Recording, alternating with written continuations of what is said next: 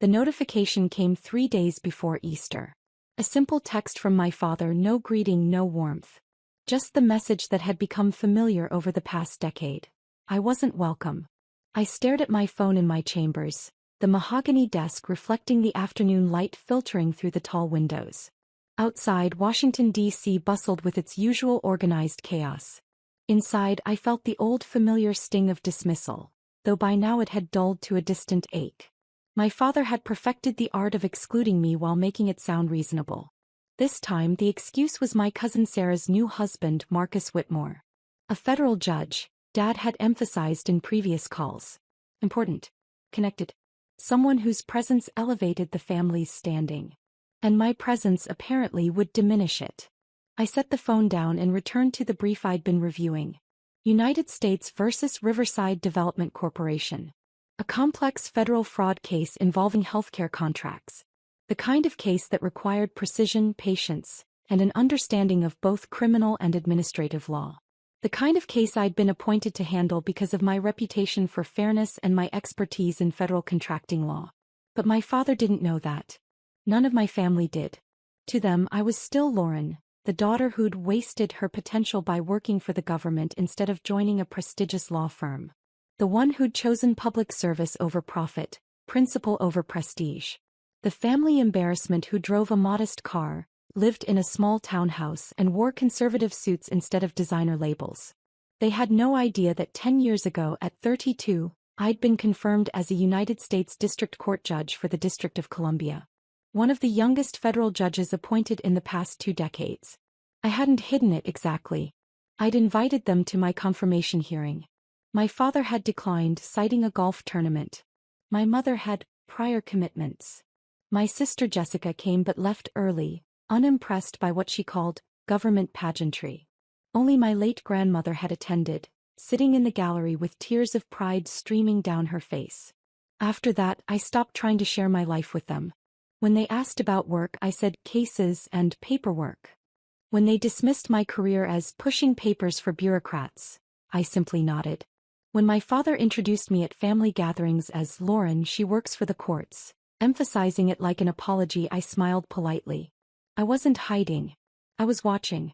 Every dismissive comment, every casual exclusion, every assumption that I'd failed because I hadn't followed their narrow definition of success. I observed it all. Not with bitterness, but with the same analytical eye I brought to the bench. My career had taught me patience. In federal court, you don't rush to judgment. You gather evidence. You listen to all sides. You wait for the full picture to emerge before making your ruling. So I waited. The text about Easter was just the latest in a pattern that had repeated throughout my adult life. Family weddings where I wasn't asked to be in the wedding party. Holiday gatherings where my achievements went unmentioned while my sister's corporate success was celebrated. Conversations where my opinions on legal matters were dismissed in favor of my brother-in-law's. He was a personal injury attorney whose largest case had been a slip-and-fall settlement. Last Thanksgiving, my father had actually interrupted me mid-sentence to ask my cousin's fiancé, Marcus, about a Supreme Court decision. Marcus had given a superficial answer pulled from cable news commentary. I could have explained the actual constitutional implications, the circuit split that led to the case, the nuanced reasoning in the majority opinion. I'd said nothing. Just smiled and passed the cranberry sauce. That was when Dad had announced that Marcus and Sarah were getting married. Finally, he'd said, beaming, someone in this family is connected to real power. A federal judge. Can you imagine? I could imagine. I lived it every day. Judge Anderson? My clerk, David, knocked softly on my chamber door.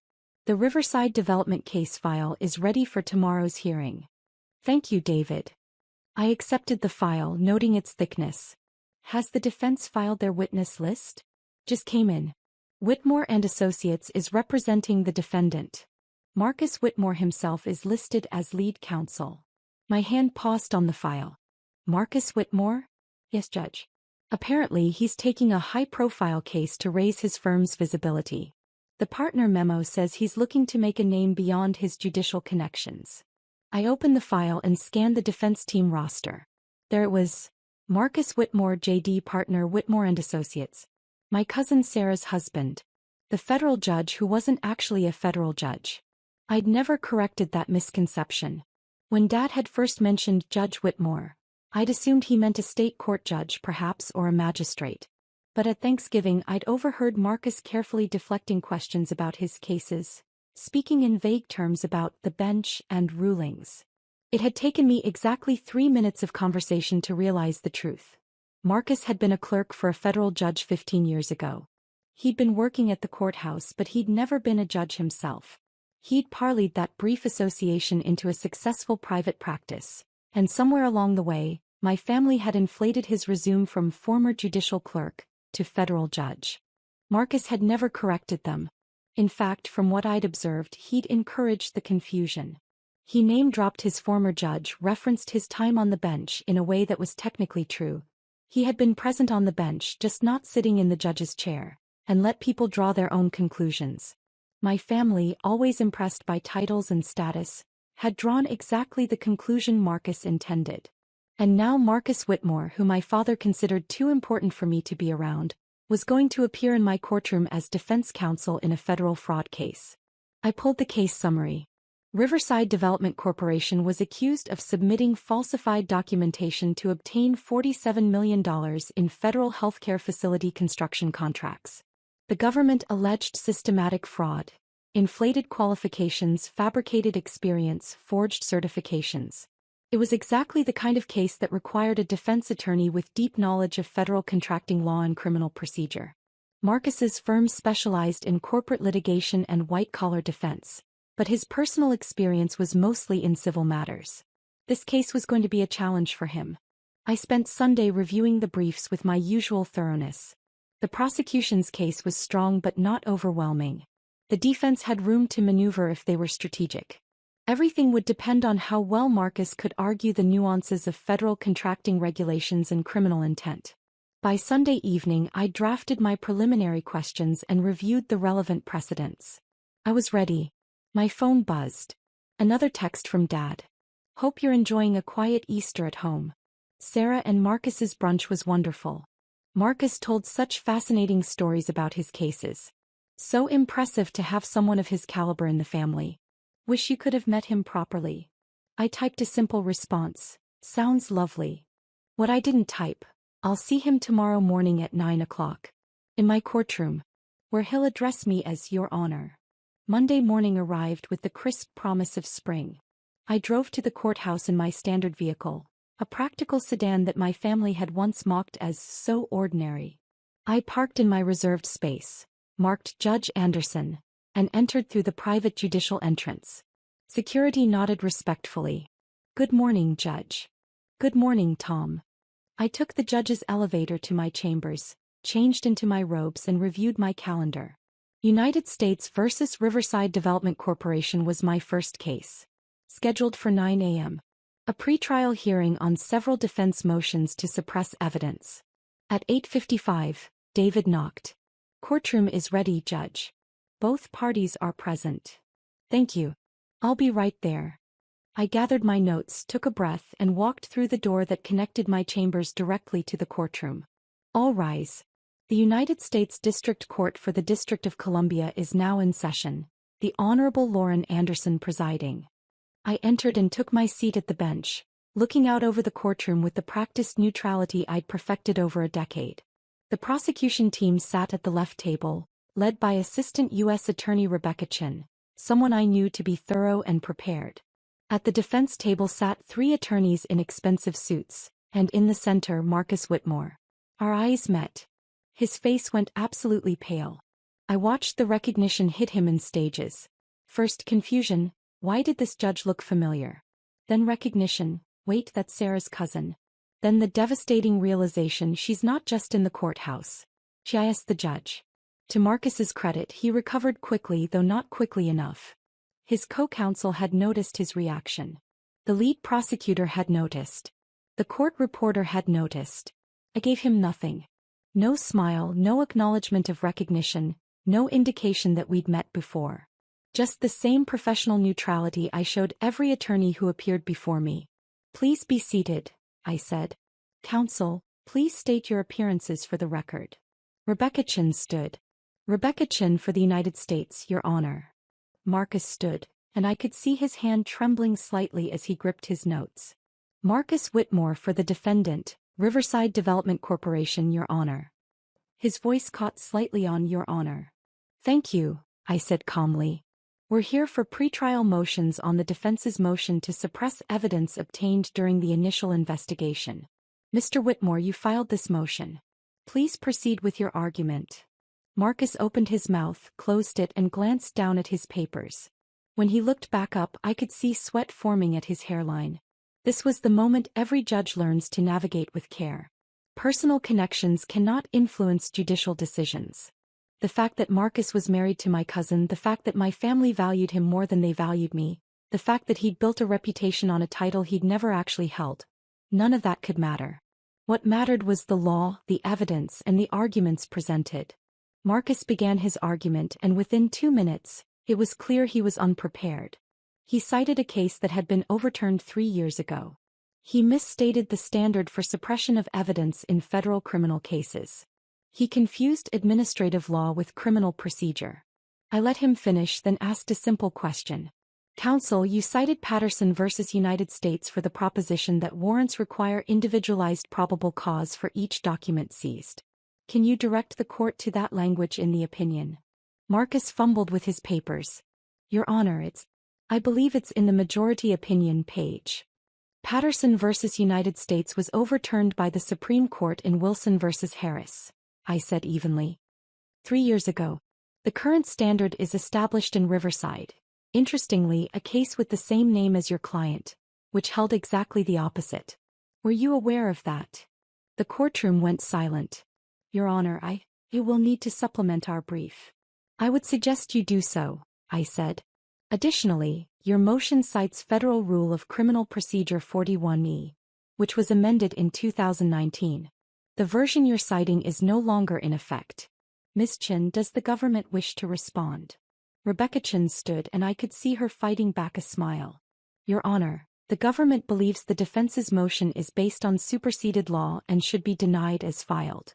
However, if the court wishes to allow supplemental briefing, I'll allow it, I said. Mr. Whitmore, you have until Friday to file a supplemental brief addressing the current state of the law. Ms. Chin, you'll have until the following Wednesday to respond. We'll reconvene in 2 weeks. I addressed the rest of the procedural matters quickly and efficiently, then adjourned the hearing. All rise.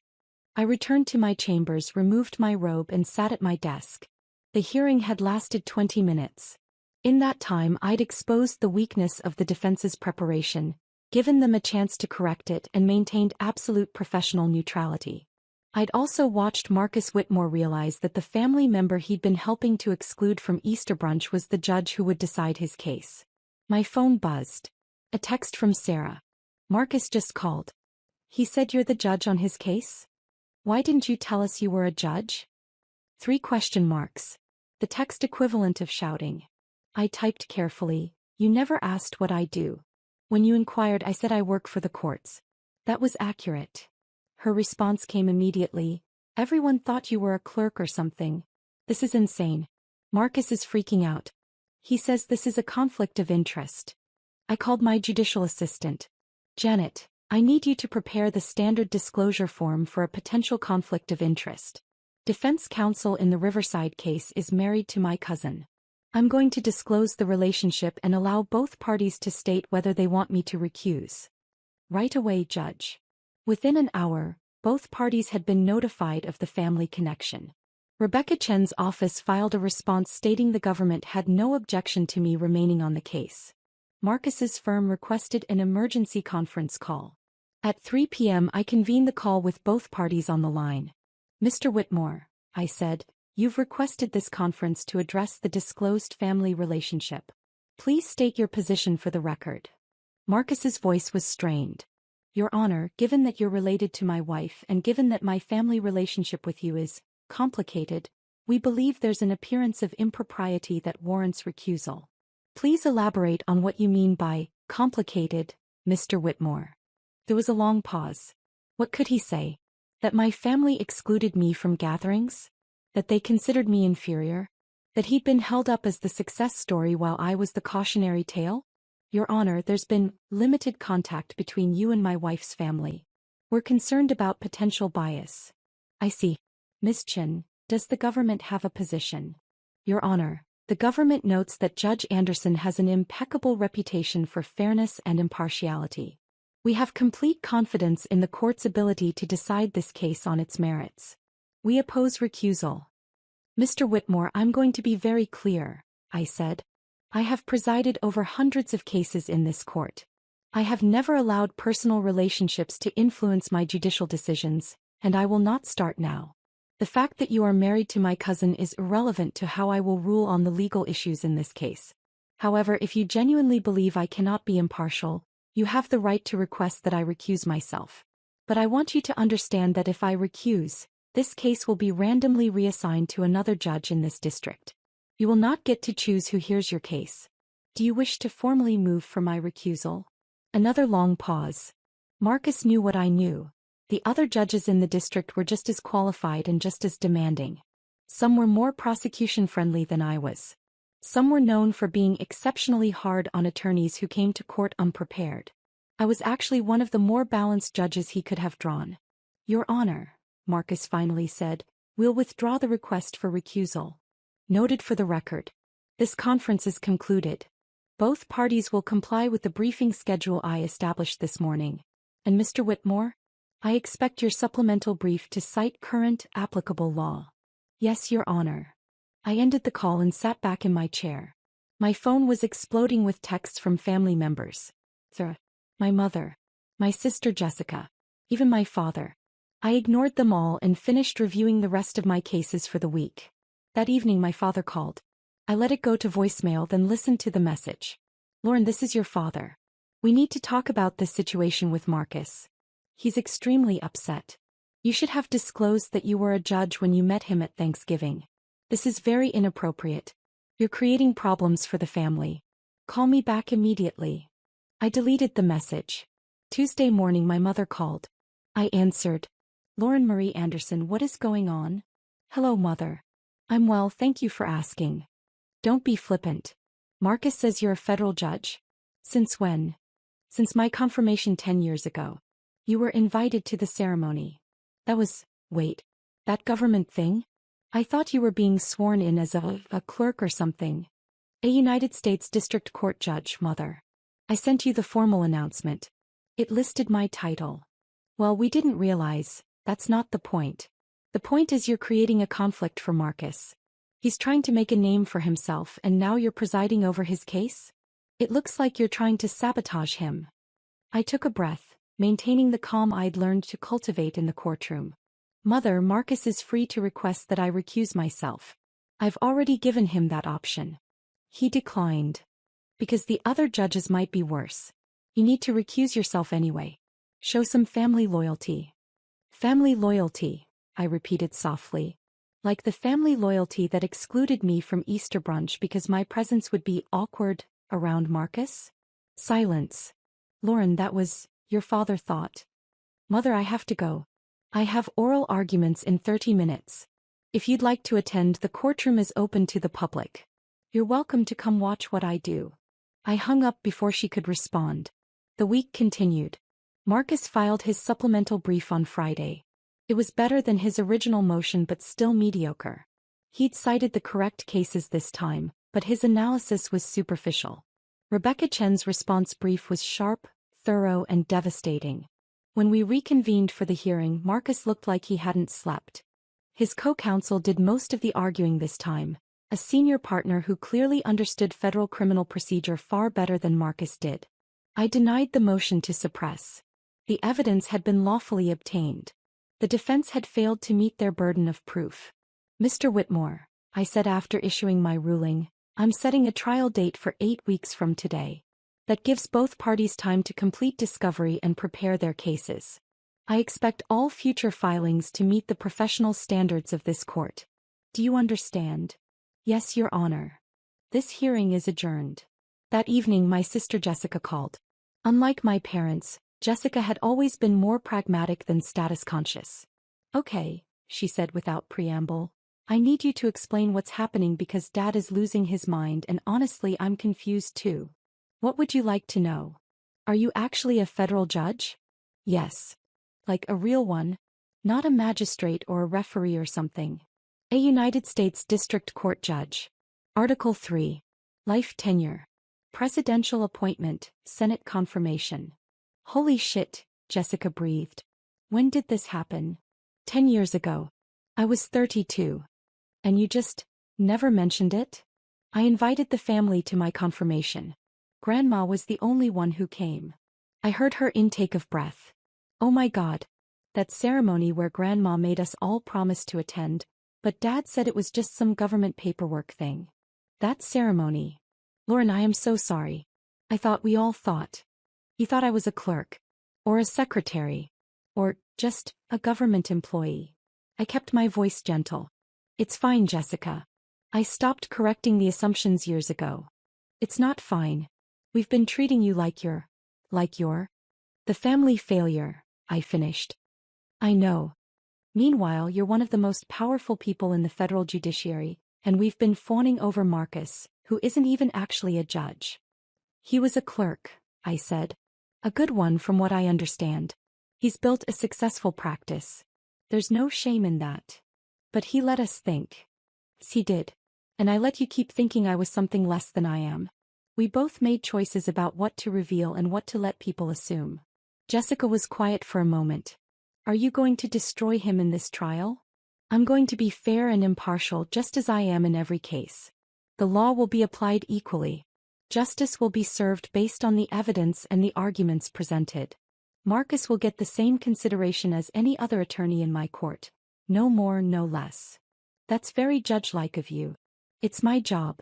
Another pause. Dad wants you to recuse yourself. I know. I've offered Marcus that option twice now. He's declined both times. Because you're actually one of the fairer judges, aren't you? I'd like to think so. Lauren, I really am sorry. About Easter, about all of it. We should have paid more attention. We should have cared more about what you were actually doing instead of just assuming. Thank you, I said quietly. That means something. For what it's worth, I'd like to come watch the trial. If that's allowed. It's open to the public. You're welcome anytime. The trial began 6 weeks later. In that time, Marcus had clearly worked hard to prepare. He'd brought in 2 additional attorneys who specialized in federal criminal defense. They'd filed competent briefs, conducted thorough discovery, and prepared a reasonable defense strategy. But the government's case was strong. The evidence of fraud was extensive and well documented. Falsified certifications, fabricated experience, forged signatures. The paper trail was clear. The trial lasted 3 weeks. My courtroom was filled every day with the usual mix of law students, journalists covering federal cases, and interested observers. On the second day, I noticed my sister Jessica sitting in the gallery. She came back every day for the rest of the trial. On the 4th day, my mother appeared. She sat in the back, watching silently as I managed the complex proceedings, ruled on objections, instructed the jury, and maintained order in the courtroom. On the 8th day, my father came. I saw him enter during the afternoon session, taking a seat near the door.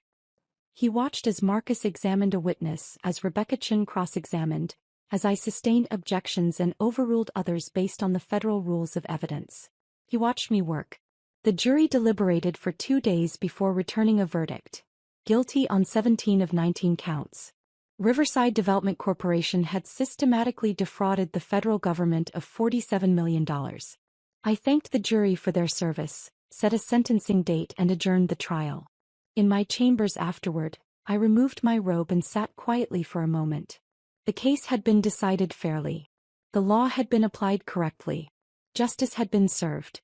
Marcus had represented his client competently, but the evidence had been overwhelming.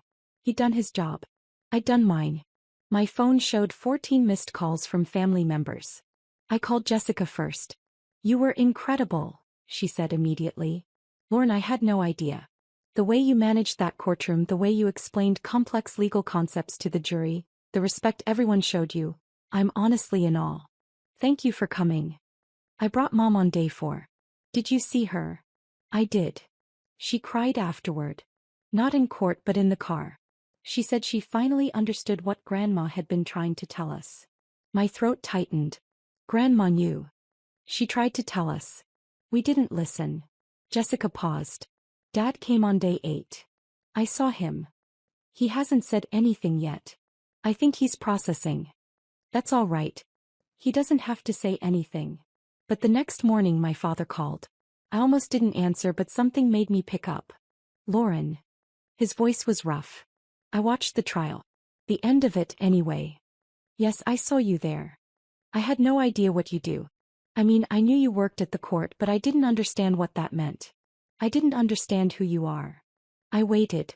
We excluded you from Easter because we thought Marcus was more important. More successful. More worthy of respect. He cleared his throat. I was wrong. We were all wrong. Dad. Let me finish. Please. You've been a federal judge for 10 years. One of the youngest ever appointed. You've presided over hundreds of cases. You literally hold the power to decide people's futures, to interpret the law, to deliver justice. And we thought you were filing papers. I do file a lot of papers, I said gently. That part was true. Lauren, I'm sorry. I'm sorry we didn't come to your confirmation. I'm sorry we didn't ask more about your work. I'm sorry we valued a title over actually knowing who you are and what you've accomplished. I'm sorry we missed 10 years of being proud of you. I felt tears prick my eyes. Thank you. Your mother and I would like to take you to dinner. To celebrate. To listen. To finally learn about your life. Would you be willing? I'd like that. And Lauren, Marcus asked me to tell you something.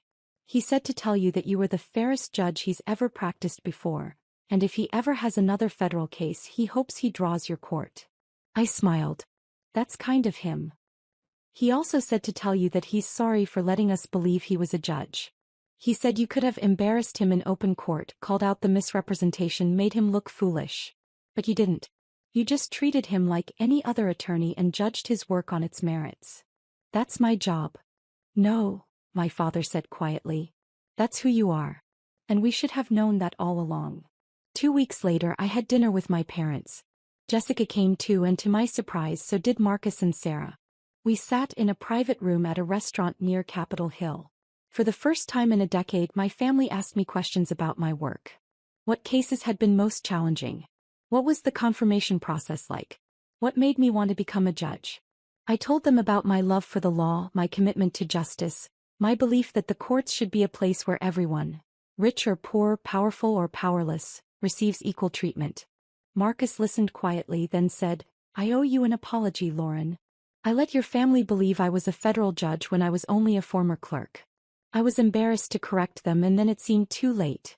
But watching you work, seeing what an actual federal judge does, the responsibility and the integrity it requires, I'm ashamed I let the confusion persist. You built a successful career, I said. That's nothing to be ashamed of. But I built part of it on a misrepresentation. You built yours on merit, on dedication, on excellence. There's a difference. Sarah took his hand. We both apologize. Marcus for the false impression, and me for not caring enough to learn what you actually do. I forgive you, I said simply. Both of you. My father raised his glass. To Lauren. To the daughter we failed to see clearly. To the judge who showed us what real success looks like. And to family, which should mean supporting each other, not competing for status. We clinked glasses. Over dessert my mother said quietly, Your grandmother would be so proud of you. She was, I said. She told me so at my confirmation. She said I was doing exactly what I was meant to do. She tried to tell us, my mother admitted. She kept saying Lauren is a federal judge. Do you understand what that means? But we thought she was just being, you know how she exaggerated sometimes. She wasn't exaggerating. No, my mother said. She wasn't. 3 months later I was invited to Easter brunch. This time the invitation came with a note from Sarah. Please come. We want to celebrate you properly this time. I attended. My father introduced me to the extended family as my daughter Lauren, a United States District Court judge. He said it with unmistakable pride. An uncle I barely knew approached me. A federal judge? That's incredible. What made you choose that path? I smiled. I wanted to serve justice. To make sure everyone who enters a courtroom gets a fair hearing, regardless of who they are or what they've done. That's beautiful, he said. We should talk more about your work. I'd love to hear about your cases. I'd be happy to share, I said, though I can't discuss pending matters. Of course, of course. My cousin brought her children over to meet me. Kids, this is your cousin Lauren. She's a judge. Do you know what that means? The youngest, maybe 6 years old, looked up at me with wide eyes. Do you have a hammer? I laughed. A gavel, yes. Would you like to visit my courtroom someday? His eyes got even wider. Really? Really? I'll arrange a tour. Later, Marcus found me on the patio. Thank you for coming. Thank you for inviting me. I mean it. After everything, after the trial, after all of it. You could have held a grudge. You could have excluded us the way we excluded you. That's not who I am, I said. I learned a long time ago that revenge doesn't serve justice. Understanding does. Forgiveness does. Moving forward does. You're a better person than I am. I'm just someone who learned to see the bigger picture. We all make mistakes, Marcus. We all let assumptions guide us. What matters is what we do when we realize we were wrong. He nodded. For what it's worth, you were right about the Riverside case. We lost on the merits. The evidence was solid. You gave us every opportunity to present our defense, and we couldn't overcome the facts. That's the system working as it should. And you are, without question, the best judge I've ever practiced before. I smiled. High praise from opposing counsel. Earned praise, he corrected. As the afternoon wore on, I found myself genuinely enjoying the gathering. Not because anyone was fawning over my title, but because for the first time in years, my family was actually interested in who I was, not who they thought I should be. My father pulled me aside before I left. Lauren, I have a question. Of course. That text I sent you before Easter last year. When I said your presence would be awkward around Marcus because he was a federal judge. He paused. Did you know then? That he wasn't actually a judge? Yes. And you didn't correct me? No. Why not? I considered the question carefully. Because I was waiting to see how it would play out. I'd spent years watching our family value titles over character, positions over principles, status over substance. I wanted to see if that pattern would continue. If given a choice between supporting me and celebrating someone with an impressive title, which would you choose? He winced. We chose wrong. You chose what you'd been conditioned to value. But Dad, here's the thing. I didn't need you to choose me to validate my worth. My work validates itself. The law I interpret, the justice I serve, the fairness I maintain in my courtroom, that's my validation. Your approval is a gift, not a requirement. When did you become so wise? Probably around the same time I realized that being excluded from family gatherings didn't diminish my value. It just revealed where the family's priorities were. He pulled me into a hug. I'm so proud of you. I should have said that 10 years ago. I should have said it every day since. But I'm saying it now, and I'll keep saying it for as long as I can. I believe you, I said. And Dad? That means something. I drove home that evening feeling lighter than I had in years. Not because my family finally recognized my success, but because I'd learned something important about myself in the process. I didn't need their recognition to know my worth. I'd built my career, my reputation, and my life on principle, not approval. I'd chosen the harder path, public service over private profit, integrity over image, and I'd done it without regret. The fact that they finally understood was simply the completion of a circle that had started with exclusion and ended with recognition. But I would have been fine either way. That's the thing about true success. It doesn't require an audience. It doesn't need validation. It simply exists, steady and certain like justice itself. Monday morning, I returned to my chambers, put on my robes, and prepared for another week of cases. Another week of interpreting the law, maintaining fairness, and serving justice. Another week of being exactly who I was always meant to be. And in Courtroom 4B of the United States District Court for the District of Columbia, under the seal that reads Equal Justice Under Law, I took my seat at the bench. All rise. Court is now in session. And 5 years later, I was nominated to the United States Court of Appeals for the D.C. Circuit. My family attended the confirmation hearing. All of them. My father testified as a character witness, speaking with tears in his eyes about the daughter he'd failed to see clearly for so many years. I was confirmed unanimously. At the celebration dinner, my niece, now 11 years old, Asked if she could intern in my chambers when she was older. I want to be a judge like you, she said. Someone who's fair and who doesn't care about what people think, just about what's right. I looked at her and smiled. Then that's exactly what you'll be. Because that's the real legacy. Not the title, not the position, not the recognition. But the example that fairness, integrity, and justice matter more than approval. And that success isn't about being seen by others. It's about seeing yourself clearly and choosing to be exactly who you're meant to be.